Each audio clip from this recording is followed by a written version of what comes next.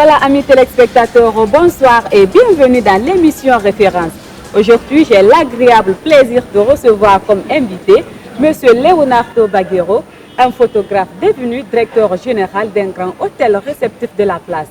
Il s'agit là de l'hôtel Palm Kamayen, situé dans la commune de Dixine, plus précisément dans le quartier Kamayen.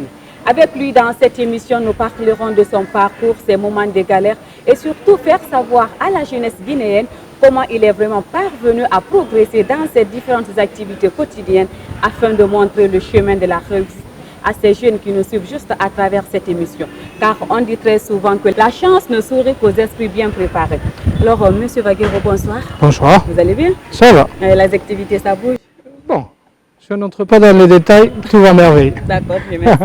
Alors aujourd'hui, c'est l'équipe de l'émission Référence qui vient vous rendre visite. Merci. Alors, merci. Bienvenue. Merci de nous avoir reçus aussi. Alors aujourd'hui, nous sommes là dans le cadre d'une interview sur votre propre personne parce que nous voulons savoir comment vous êtes parvenu à évoluer dans vos activités et être directeur général de l'hôtel Palm Kamayen. Alors à travers cette émission, vous allez nous dire comment vous êtes en arrivé là. Donc pour d'abord l'entame de cette émission, qu'est-ce qu'on peut retenir sur votre enfance?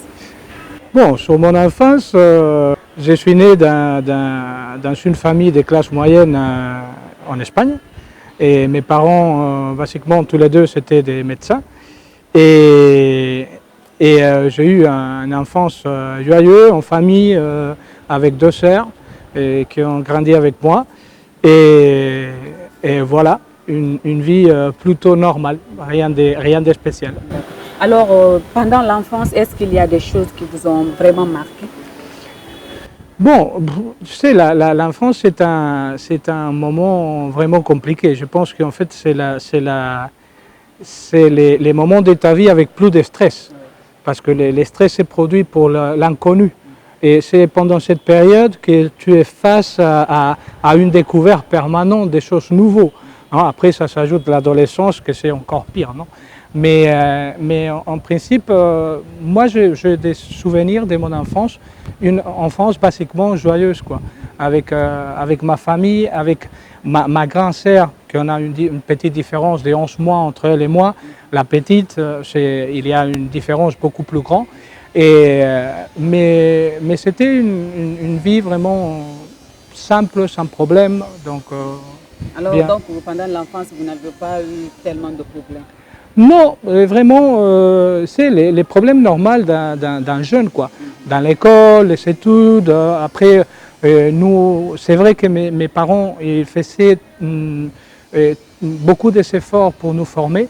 Donc après l'école, à l'époque de l'école, après l'école, on avait des classes de musique, des classes, j'allais à judo, informatique, anglais. Donc nous, on commençait à 9 h du matin et après l'école, on continuait encore dans des formations et on arrivait tard à la maison. Mais c'est quelque chose qui nous a marqué, c'est l'effort que mes parents ils ont fait toujours à donner la meilleure formation à ses enfants. Parce qu'ils croient encore que c'est le meilleur héritage qu'un père peut donner à son fils. Voilà, alors toujours pour continuer cette émission, vous venez tout à l'heure de nous parler de votre enfance. Maintenant, vous allez nous parler de votre parcours scolaire et universitaire. Bon, moi, après l'école, je suis parti au lycée. Comme je t'ai dit, le lycée, c'est une période, on sait tous, compliquée, l'adolescence. Et bon, les changements, parce que l'école, tu as quand même un suivi plus proche. Pendant les lycées, tu crois que tu es déjà adulte et tu as plus de liberté. Donc je pense que c'est le moment plus risquant. Non, c'est là où ça va aller droit ou ça va devenir tordu, les futurs d'un jeune. Non? Donc il faut un accompagnement extra, surtout au niveau des parents, pour accompagner et des professeurs qui soient capables de voir la problématique, parce qu'en plus dans l'adolescence, on n'est pas toujours prêt à partager nos problèmes. Non? Donc on garde beaucoup notre intimité et c'est après cette période, je suis allé à l'université. J'ai étudié de 1994 à 1999 5 ans de management hôtelier au Centre supérieur d'hôtellerie de la Galice à l'école hôtelière de Lausanne et à l'université de Saint-Jacques-de-Compostelle. Et dans ma tête, c'était clair. Moi, je voulais devenir directeur d'hôtel, quoi. Ah donc, ouais. c'était l'objectif déjà visé. Oui, c'était clair. En fait, moi, je voulais faire de management au niveau empresarial. Et ça a été une copine du lycée qu'on a fait la sélectivité, que c'est l'examen après le lycée qui te permet d'avoir la note pour accéder à l'université. On s'est rencontrés en voyant les notes. Il m'a dit, écoute, il vient d'ouvrir une école à Saint-Jacques-de-Compostelle, etc. C'est très intéressant. Et j'ai dit, bon, on va voir. Et voilà que j'ai dit, je vais étudier ici. Donc, c'était la première promotion de l'université. C'est nous qui on a inauguré et il appartient à l'école hôtelière de Lausanne, que c'est avec Cornell aux États-Unis, les deux universités plus importantes au monde au niveau hôtelier. Et voilà que je ne me suis pas trompé. Et j'ai choisi la carrière ou le travail qui vraiment me fait plaisir, quoi. Alors maintenant, après l'université, est-ce que vous êtes resté comme ça les bras croisés sans rien faire ou bien vous êtes intéressé à des activités au moins pour commencer votre carrière professionnelle? Bon, en fait, notre université, c'est une université avec un profil très technique, ça c'est clair, mais aussi très pratique. Donc chaque année, on a l'obligation de faire des stages que la propre école gère. Donc depuis les premières années, j'ai fait, comme tous les élèves, des stages dans des différentes entreprises. Dans les premières années, que c'était le côté restauration, salle, je l'ai fait à l'hôtel Rotilio en Espagne, et que c'est avec un restaurant 2 étoiles Michelin. Et en 12e année, que c'était la cuisine, je l'ai fait à l'hôtel Phoenix à Madrid, c'est un 5 étoiles classique à Madrid. 3e année, que c'était le côté hébergement, réception, etc., je l'ai fait à Cannes, à l'hôtel Martinez, qui appartenait à la chaîne Concorde. Après, 4e, que c'est les premières années de management, je l'ai fait au siège de Iberostar Hotels and Resorts, dans l'hôtel Iberostar Palace Fuerteventura. Et les 5e année, que c'est les dernières années de management où on doit faire aussi les projets de fin de carrière, je l'ai fait à Paradores Nacionales de Turismo. Et à partir de ce moment-là, juste 3 mois avant de finir la carrière, il m'avait appelé et les subdirecteurs de l'hôtel où j'ai fait les stages de 4e pour me dire, Léo, je veux devenir directeur d'un hôtel dans les îles Canaries et je voudrais que tu viennes avec moi en qualité de subdirecteur. Donc moi je lui ai dit, écoute Carlos, je n'ai pas fini les études encore, ça me reste 6 mois, mais enchanté. Et voilà que en fait j'ai signé mon premier contrat de travail avec 23 ans avant de finir mes études. Et mon Donc c'est à l'âge de 23 ans? Oui, juste après de finir les études, avec 23 ans, mon premier poste de travail, c'était subdirecteur interventeur avec une chaîne hôtelière qui s'appelle Alsun Touristica, qui appartient à Altus Flugreisen, que c'est le 3e tour opérateur allemand. Et je m'occupais basiquement de toute l'opération, les ressources humaines et l'administration, avec des chefs de département qui à l'époque pouvaient être mon grand-père, quoi. Donc ça a été un début un petit peu compliqué, quoi. Alors, vous avez parlé de l'activité première qui a été votre toute première activité quand vous avez fini les études. Oui. Maintenant, parlez-nous aussi de votre parcours professionnel. Oui. Bon, après cette expérience, parce que bon, l'hôtel, c'était un hôtel club vacationnel et la compagnie avait acheté, on a dû renouveler et mettre sur le marché avec une concurrence à l'époque très importante. Donc après 1 an et demi d'un très bon travail de toute l'équipe de la compagnie, et une compagnie qui s'appelle Infidelmar, qui appartenait à Wall of TUI, c'est le groupe Preußac allemand, c'est le plus grand groupe touristique au monde. Et ils m'ont contacté pour devenir directeur dans la division des timeshare. Donc je pars à Gran Canaria, dans les îles Canaries, pour prendre en charge la direction des 3 hôtels d'une cité de vacances, de 2 hôtels 5 étoiles, et responsable de l'ouverture du 4e hôtel qui fermait, qui finissait la cité. Et après ça, on a fini ce projet et on a décidé de créer un projet encore beaucoup plus grand, que c'est Amfitauro, avec cet hôtel des 5 étoiles, 21 restaurants, une port sportif avec 750 bateaux, 2 cours de golf, etc. Donc moi, je suis devenu directeur d'expansion, responsable de toute l'ouverture de ces hôtels. Dans cette compagnie, j'étais 7 ans. Et bon, après 7 ans, pour des raisons plutôt de santé et de stress, je décide d'arrêter un petit peu, prendre l'air. Et je sors de la compagnie et j'entre dans la consultorie internationale en faisant les mêmes que je faisais, hein, des ouvertures, des repositionnements des produits, etc. Mais avec différentes compagnies et en maîtrisant moins mon temps de travail. Donc je fais les projets d'ouverture, les business plans et l'exécution de plusieurs projets. Et certains relais châteaux, on a fait des projets aussi avec les groupes Accor. Et j'ai ouvert après, je suis parti en Égypte avec un projet de coopération internationale pour l'ouverture d'une école hôtelière à Minya. Et j'ai collaboré aussi dans les projets d'ouverture de 2 écoles à Sri Lanka, une à Uba et l'autre à Kogala, une école hôtelière à Buenos Aires, en Argentine. Donc voilà, c'était une période où j'étais un petit peu partout, non? Et après cette période,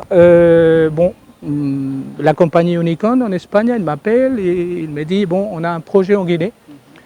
Et au début, on pensait de construire l'hôtel, refaire l'hôtel et chercher une compagnie de gestion, mais maintenant, on veut gérer nous-mêmes l'hôtel. Donc je suis parti, ils m'ont montré les projets.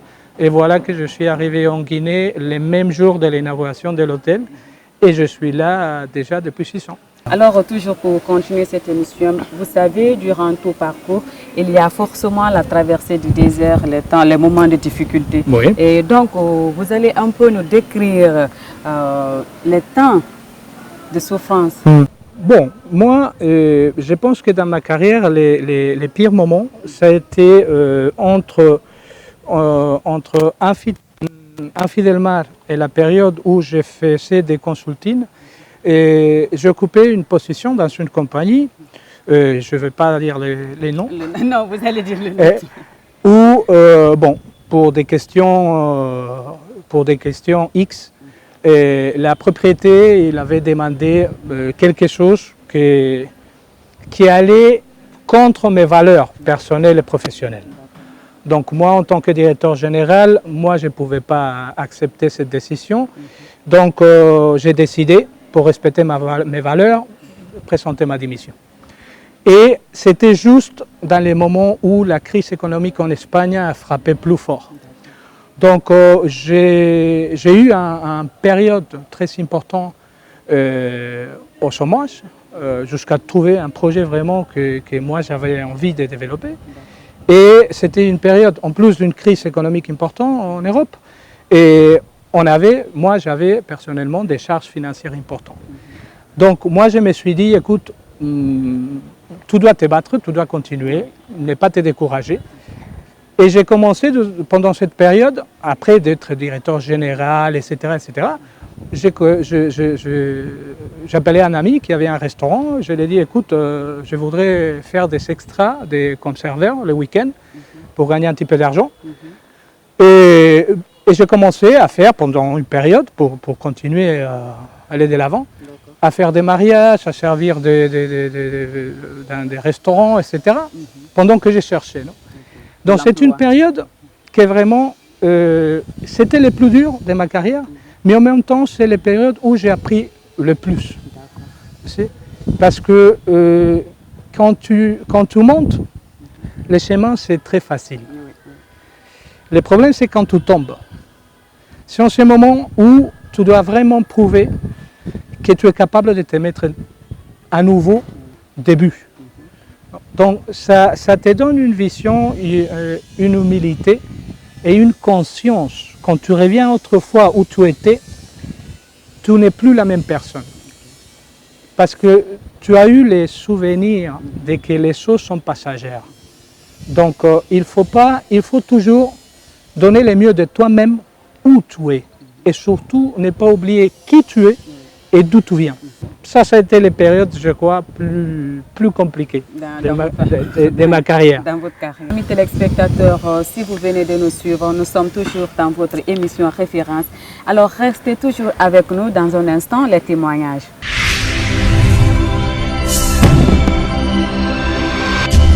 Je l'ai connu 6 mois après l'ouverture de l'hôtel, c'est-à-dire en janvier 2014.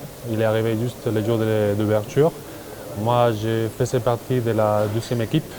Donc, je l'ai rencontré, comme je vous ai dit, le 5 janvier 2014. C'est quelqu'un de très reconnaissant, très aimable. Donc, c'est vrai qu'au début, je suis arrivé à l'hôtel Parc Camille en tant que chef de réception. Donc, je n'avais pas forcément un contact très proche de M. Baguero. Après 3 mois, j'ai eu la possibilité de promouvoir en tant que directeur d'hébergement. À ce moment-là, je faisais partie déjà du briefing matinal avec tous les chefs de département, avec tous les directeurs de division. J'ai commencé à les côtoyer, j'ai commencé déjà à travailler avec lui directement. Et un an après, j'ai évolué en tant que directeur général adjoint. À ce moment-là, bien évidemment, on travaillait côte à côte, donc tous les jours. C'est là que j'ai commencé à le découvrir, à l'apprécier comme bien évidemment personne et aussi comme professionnel. Et depuis ce jour-là, on travaille ensemble. Nous sommes un binôme, on est très complémentaires. Donc voilà, c'est à partir de ce moment-là qu'on a eu une relation professionnelle très proche.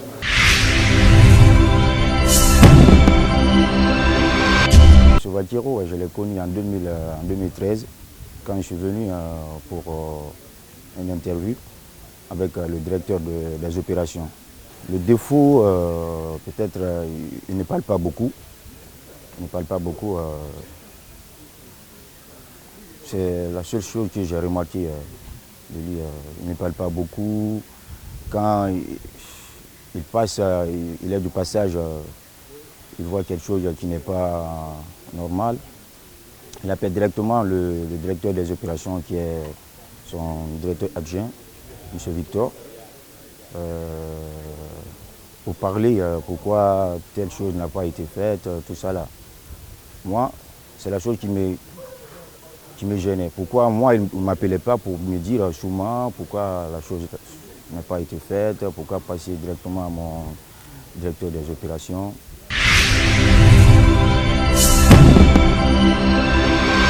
Voilà, amis téléspectateurs, vous venez tout à l'heure de suivre les témoignages. À présent, nous allons encore revenir sur notre plateau.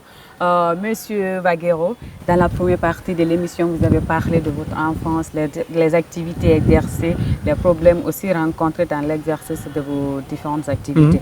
Donc, nous allons partir avec la deuxième partie de l'émission. Dites-nous, comment est-ce que vous êtes venu dans l'hôtellerie? Est-ce une inspiration à quelqu'un ou c'était juste... Hasard. Oui. Non, c'était comme je t'avais dit. Et moi, je voulais faire management d'entreprise. Mais ça a été par hasard la question de l'hôtellerie. Mais une fois que j'ai découvert l'université où j'ai étudié, c'était un projet magnifique. Et vraiment, les professeurs qui étaient à l'école à cette époque, parce que nous, on a fait partie de cette université et au moment de faire l'inscription, il n'existait pas. Donc, ils nous ont présenté un projet que tu vas étudier ici. Mais ici, on ne pouvait pas les voir, on ne pouvait pas les toucher. Donc, on a cru, tous mes collègues des études à l'époque, on a cru dans un rêve que quelqu'un nous a vendu très bien. Donc moi, après d'écouter les professeurs qui nous ont exprimé un petit peu comment se déroulent les études, etc., j'ai dit oui, c'est ça que je veux faire. Et c'est quelque chose qui t'arrive, quoi. Donc parfois, il faut suivre l'intuition. Parfois, on est trop obsédé que je vais devenir quoi, je dois... Et on est dans l'embarras du choix. Exactement. Donc, mais écoute, qu'est-ce qui te dit ton cœur? Donc, suive ton intuition que tu ne vas pas te tromper. Allez-y. Alors, vous avez été aussi photographe? Bon, j'ai étudié dans l'école des arts, j'ai étudié photographie et design graphique, mais comme un hobby. C'est quelque chose que ça me plaît. Mais je ne peux pas dire que je suis photographe. Je suis photographe parce que j'ai étudié photographie, mais par passion. je sais, mais c'était pendant mes études, après pendant ma carrière aussi, j'ai continué à faire des choses. Alors, comment vous êtes devenu directeur général de l'Hôtel Palme? Bon, c'était parce que la compagnie Unicorn Development, que c'est la compagnie qui gère l'hôtel, c'est une holding des entreprises panafricaines. On est dans plusieurs pays d'Afrique, avec notre siège en Espagne et à Dubaï. Mais c'est une compagnie que son core business principal, c'est la construction et l'ingénierie des gros projets, mais pas l'hôtellerie. Dans les projets Dupalm, au début, la compagnie avait pris l'hôtel pour faire la remodélation et le réouvrir comme première 5 étoiles. Et l'idée, c'était de prendre une compagnie de gestion. Mais finalement, ils ont décidé de gérer eux-mêmes et ils n'avaient pas les know-how pour les faire. Ils se sont dit, il faut chercher quelqu'un. Donc, ils ont contacté une compagnie de consulting qui les a dit, écoutez, la personne qu'on croit qui peut mettre en place ce projet, c'est cette personne. C'était une compagnie de consulting qui avait travaillé avec moi auparavant, pendant ma période des consulteurs internationaux. Et voilà que j'ai vu le projet, ça m'a plu. C'était vraiment un gros défi. Première 5 étoiles de l'histoire de la Guinée. Et dans la situation qui s'est trouvée à l'époque, en 2013, les pays. Et j'ai dit, allez-y, on prend l'avion, on y va. On y va en Guinée. Alors, depuis le 15 juin 2013, vous êtes le directeur général de l'hôtel Palme Camaïen. Dites-nous réellement comment cet hôtel fonctionne en Guinée. Bon, l'hôtel fonctionne comme tous les hôtels en Guinée, basiquement. Mais c'est vrai qu'à partir de 2013, l'ouverture du Palme Camaïen a fixé un avant et un après dans l'hôtellerie, dans la professionnalisation, dans les standards des services, etc. En plus de que nous avons un poids ajouté dû à l'histoire de l'hôtel. Donc nous, on avait et nous avons encore aujourd'hui une responsabilité très importante que peut-être que les autres hôtels n'ont pas, du respect de qu'est-ce qui représente les palmes pour l'histoire du pays. Donc au niveau de la réforme qu'on a fait, au niveau du service, au niveau de qu'est-ce qui montre les palmes, et pour nous, c'est une responsabilité ajoutée très importante. Alors, vous êtes aussi un amoureux du tourisme, de l'art et de la culture. Alors, dites-nous, est-ce que cette passion pour la culture remonte-t-elle à la tradition familiale, à une découverte ou à un séjour en Afrique? Non, moi, j'étais toujours... j'ai approché toujours la culture, l'art à travers la photographie, les dessins graphiques. Et j'ai étudié, comme je t'ai dit, quand j'étais petit au conservatoire, parce que mes parents, donc j'ai étudié la flûte et le piano au conservatoire. J'ai toujours ce côté et en plus, c'est quelque chose, je crois, que ça fait partie aussi des hôteliers. Les hôteliers, et pour être un vrai hôtelier, il faut avoir une sensibilité spéciale parce que tu travailles avec des personnes et pour des personnes. Donc, tu travailles basiquement avec des émotions. Donc, je crois que c'est cette sensibilité des hôteliers qui nous approche toujours à faire des choses différentes, de surprendre les clients, de créer des moments spéciaux. Et voilà que c'est pour ça. Mais je l'ai fait toujours dans presque tous les projets. J'ai fait toujours des projets culturels liés à l'hôtellerie. Okay. Si je comprends bien, c'est à l'âge de 23 ans que vous avez commencé à vous débrouiller. Oui. Et maintenant, à travers cette expérience, vous allez nous dire comment vous êtes vraiment en arrivé là, puisque vous êtes une référence pour les jeunes. Bon, moi, je ne sais pas si je suis une référence ou pas, ou si je dois être une référence ou pas. Mais je crois une des choses plus importantes, c'est parce que, bon, comme tout le monde, vous avez un travail et vous avez des hobbies, n'est-ce pas? Donc, la différence entre un travail et un hobby, c'est que notre travail, c'est un moyen pour gagner la vie et pour aller de l'avant. Donc, parfois, c'est même un effort. Un hobby, c'est quelque chose qui nous amuse. Hein? On a la joie de le faire. Donc, si on arrive à faire de notre hobby notre profession, alors là, il n'y a plus d'effort. Donc, une chose très importante, c'est que les jeunes doivent comprendre que la première chose, c'est dédie-toi à quelque chose dans lequel tu t'amuses vraiment. Parce qu'on passe la plupart de notre vie au travail. Donc, ça n'a pas la peine de souffrir. Et c'est très compliqué. Parce que si tu t'amuses dans ton travail, les efforts que tu dois faire, des formations, c'est la joie. Tu sais, c'est plus un travail. Hein. Et après, c'est une question de persévérance, de constance, de travail, de confiance, de savoir que tu peux arriver et jamais jeter l'éponge. Il y a des moments difficiles, c'est normal, mais il faut toujours faire l'effort et continuer à se battre. Et continuez toujours à se battre. Exactement. Alors, dans votre parcours, de quoi vous êtes vraiment fier aujourd'hui? Moi, je crois que pas dans l'hôtellerie, hein, n'importe dans quel domaine.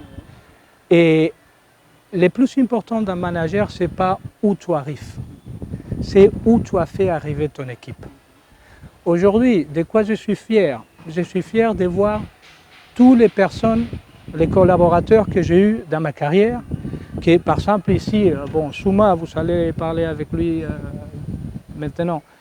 C'est un gars qui était commis des salles, ça fait 6 ans. Aujourd'hui, c'est maître d'hôtel. Et c'est un maître d'hôtel que moi, je n'hésiterai pas à l'envoyer ailleurs en qualité d'expatrié dans un autre hôtel parce que c'est quelqu'un qui a une maîtrise réelle de son domaine aujourd'hui.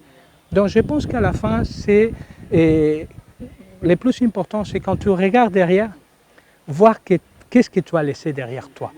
Ça, c'est l'unique chose de laquelle on peut se sentir fier. Vous êtes tranquille dans la tête. Exactement. Alors pour vous, puisque vous êtes toujours une référence, pour vous, quels sont les secrets de la réussite? Moi, je pense que c'est, premièrement, t'amuser avec ce que tu fais. Faire les choses avec le cœur. Et surtout, en respectant tes valeurs. Okay? L'honnêteté, c'est très important. Avec tout. L'honnêteté vis-à-vis de toi, l'honnêteté vis-à-vis de tes collaborateurs. Être honnête, c'est très important. Et après, la constance et l'effort du travail, c'est très important. Les choses ne sont pas gratuites. Les chemins, ce n'est pas facile. Personne n'a jamais dit que les choses sont faciles. Si les choses arrivent facilement, c'est qu'il y a quelque chose qui cloche au niveau des valeurs et au niveau de l'honnêteté. Donc, c'est rare que les choses tombent du ciel. Parce que dans l'émission, vous avez au moins donné quelques conseils, surtout être persévérant, ne jamais abandonner. Maintenant, vous allez me quitter cette caméra parce que nous sommes presque à la fin de cette émission. Vous allez encore donner des conseils de motivation à ces jeunes qui veulent vraiment être comme M. Baguero, parce que pour vous, ça n'a pas été facile.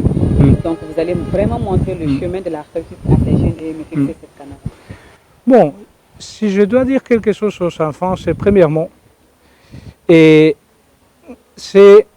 écouter à tes parents. C'est très important. L'éducation technique, il vient à l'école. Mais l'éducation morale, c'est au foyer. Et je m'adresse aussi aux parents. Que les parents sachent que sont eux les responsables du futur de ces enfants. C'est très important qu'on prenne soin les côtés émotionnels, les côtés des valeurs de l'enfant, c'est notre responsabilité. À partir de ce moment-là, tu as déjà des piliers solides où tu peux construire quelque chose. La formation, très important. Aller à l'école, aller au lycée, si on peut aller à l'université, n'importe où tu vas arriver, ça va toujours t'aider. C'est quelque chose que c'est déjà à toi, ça personne ne peut te l'élever. Et après, être capable de croire dans les rêves, poursuivre tes rêves et faire des efforts pour que ces rêves deviennent réalité. C'est très important de mettre de la passion dans ce qu'on fait. Donc, les problèmes, parfois je vois que les problèmes, c'est qu'il y a des jeunes qui n'ont pas la passion nécessaire en Guinée. Ils n'ont pas cette culture de l'effort, de la réussite, et il faut les guider et il faut les faire sentir cette passion pour les choses. Je pense que c'est pour les jeunes le plus important et ne pas se décourager. Tu peux faire les choses ici, tu peux réussir. Il faut croire et il faut faire l'effort. Donc même on peut réussir aussi en Guinée? Bien sûr, on peut réussir partout. Voilà, amis téléspectateurs, nous sommes à la fin de votre émission Référence. Comme vous pouvez le constater, aujourd'hui, j'ai reçu pour vous comme invité M. Leonardo Vaguero, le directeur général de l'hôtel Palm Camaïenne. Avec lui, dans l'émission, nous avons parlé de son enfance, de son parcours, les différentes activités exercées et surtout faire savoir aux jeunes comment il est vraiment parvenu à progresser dans ses différentes activités quotidiennes afin de montrer le chemin de la réussite à ces jeunes. Je vous rappelle que c'est à l'âge de 23 ans qu'il a commencé à se battre. Alors si vous avez 20 ans, 25 ans, commencez à vous battre dès maintenant pour que demain vous soyez les références. Merci aussi à l'équipe technique pour la réalisation de cette émission. Et je n'oublie pas aussi Hagaminata Kamara du côté de la France qui est l'une des téléspectatrices fidèles de cette émission. Merci et au revoir.